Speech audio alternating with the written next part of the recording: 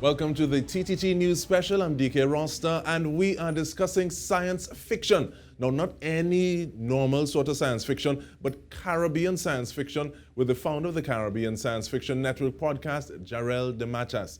Now, Jarrel is a teaching associate at the University of Massachusetts, Amherst.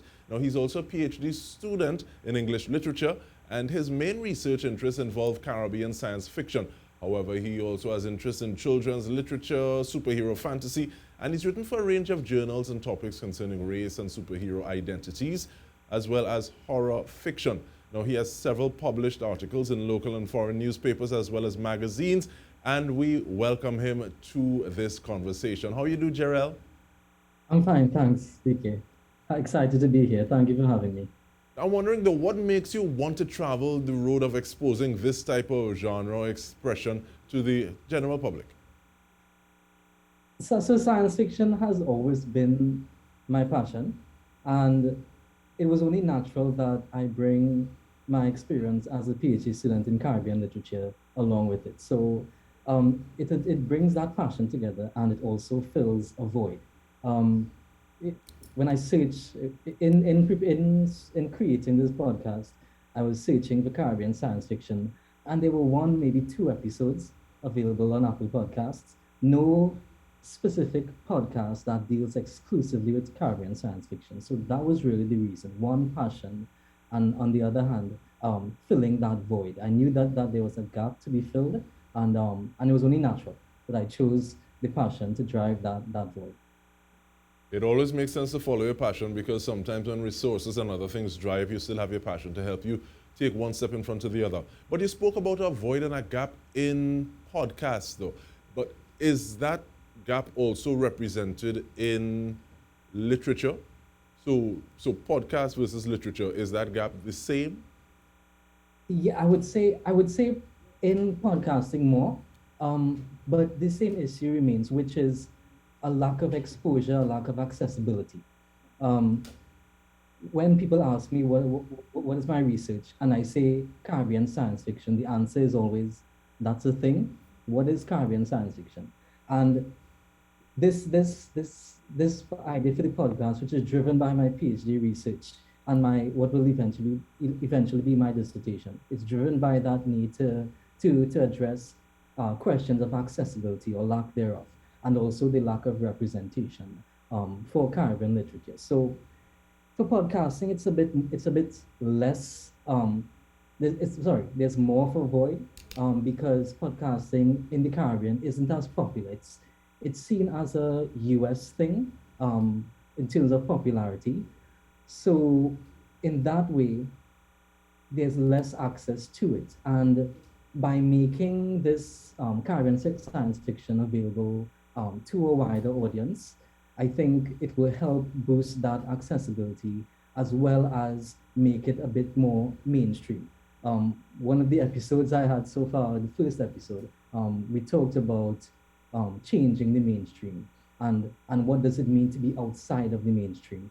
And the discussion was, well, if you're not included in the mainstream, then change the mainstream, change what it means to be mainstream. And this podcast, the ultimate goal really is to change how podcasting may be perceived in the Caribbean, because it might not be very popular, as well as change the mainstream as it relates to Caribbean science fiction. Now, I'm smiling listening to you say this, because I remember signing up for a course once in terms of folktales and the sensibilities in the Caribbean. And they weren't able to have the course that year because I showed up for the course and there was a young lady from Russia. So we didn't have the quorum needed. But that mainstream, what are some of those things that you see in the mainstream, and what are some of those things that you think make them popular enough to become the mainstream, if not the status quo? Yes, I think it really comes down to like representation. Like, who do you see on the screen really, and who is left out of that picture? And I want to draw a quick reference to Black Panther, for example, because that sort of changed the typical superhero by putting that black superhero in a fictional land which could be perceived as Africa. that movie changed the mainstream of the typical superhero. So I think on the one hand, it's representation. Who are you seeing on the screen? And as it relates to this podcast, who are you hearing? What language is being spoken? What is being written or filmed?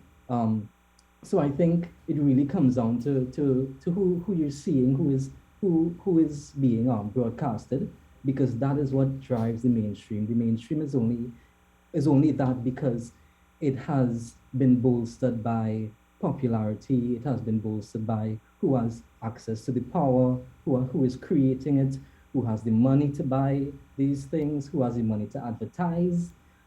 So it's really driven by that idea of power and who has access to create these things. And one of the things I like about what I've discovered about this podcast and podcasting in general is that it's quite easy to create a podcast. There was a bit of a learning curve with it in terms of like figuring out just like images and figuring out like how to edit, which I'm slowly getting into. But once I figured it out, once I figured the skill set needed, I realized how easy it could be. And I think that is one of the steps necessary in changing the mainstream. If more people like me can take on these kinds of projects, we will slowly begin to see more podcasts with the word Caribbean in it, and in that way, the mainstream is gradually changed. And with regard to the issue of representation that you would have mentioned, it makes me want to ask the question, what is the relevance of literature in general and then Caribbean science fiction in particular? Because I have this against the backdrop of what defines text, because I've been wrestling with what defines academic text, but we can get into that in just a little bit. But the relevance of literature and Caribbean science fiction literature in this instance. Yeah, I mean, just drawing from personal experience, I've done 3 years of BA literature, 2 years of masters, and I'm going to my third year for PhD, all in literature, which is, I'm not like tooting my own horn here, but I am exceptional in that regard. And why literature is so important, I think. Let me give you this scenario. You go to a doctor to be healed or cured. You go to a lawyer to be acquitted or defended.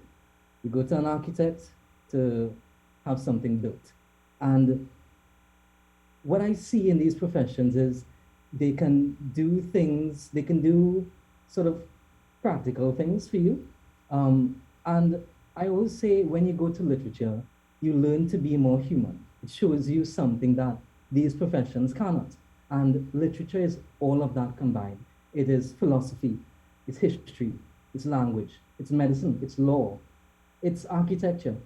So I think, this is what has driven my passion to be in literature, the fact that it is part of the humanities faculty for a reason. It teaches us how to be human. And I think that is really lacking in society, in the world. I'm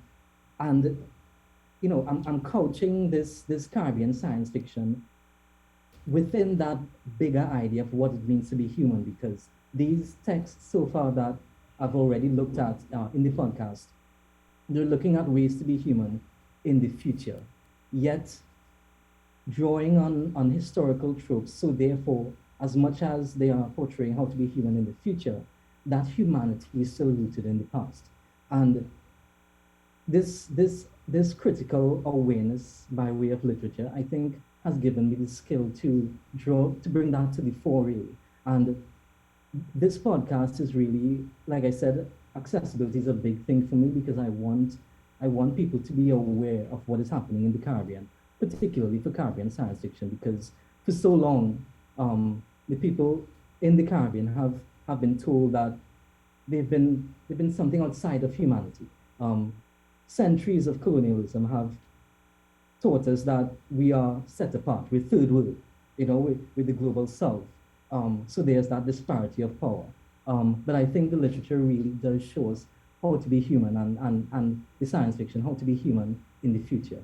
But Jarrell, in terms of that moving from the periphery to the center in the way that we see ourselves, if even not the way that others see us, I want to bring that up in the other side of the conversation though. But we take a short break. We're speaking with Jarrel De Matas about Caribbean science fiction and the podcast to deal with that. Stay with us.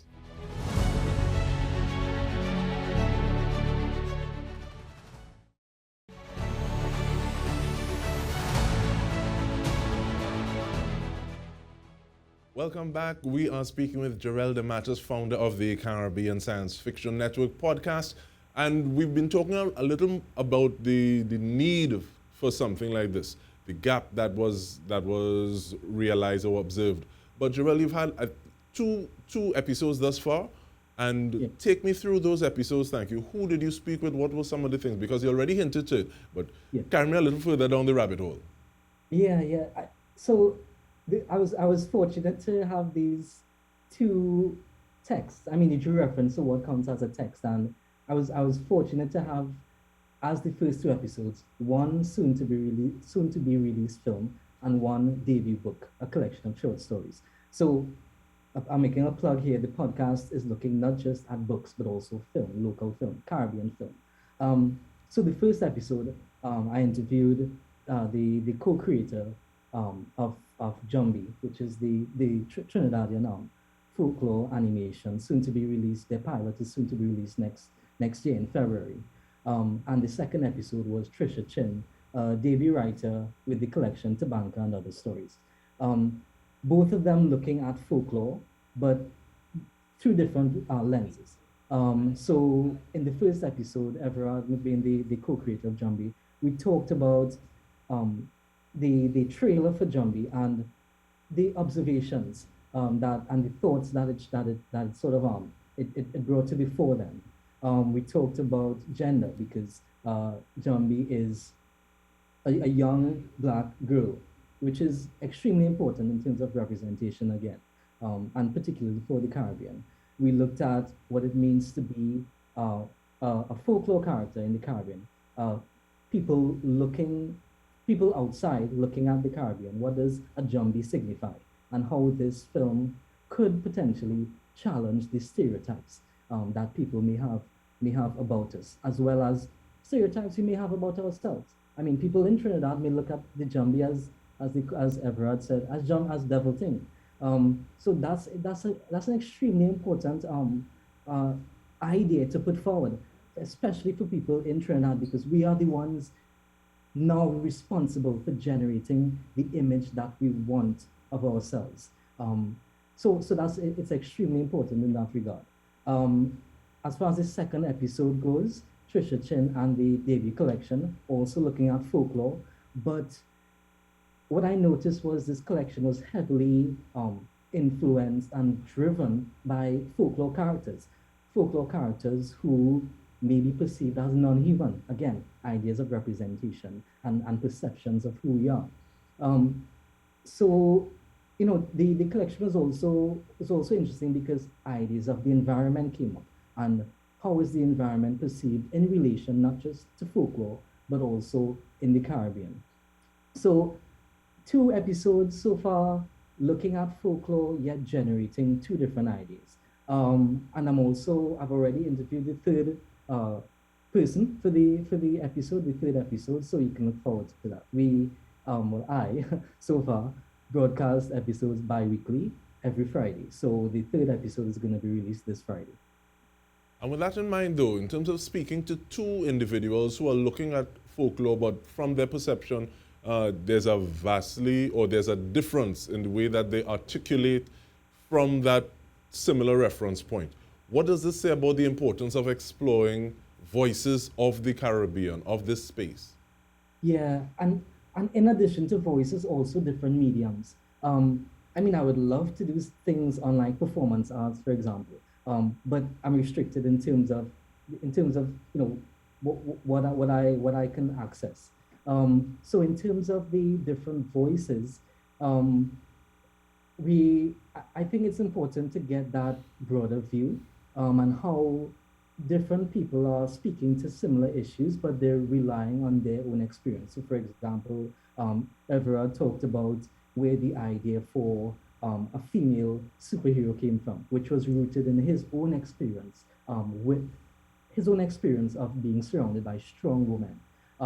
And Trisha Chin, she did write about fictional Chinese characters, but she still has that influence. And in the second episode, where we talked about the environment, she talked about walking with her grandmother through the countryside, and her grandmother would tell her stories, and that informed her collection. Trisha Chin, that is. So we have these.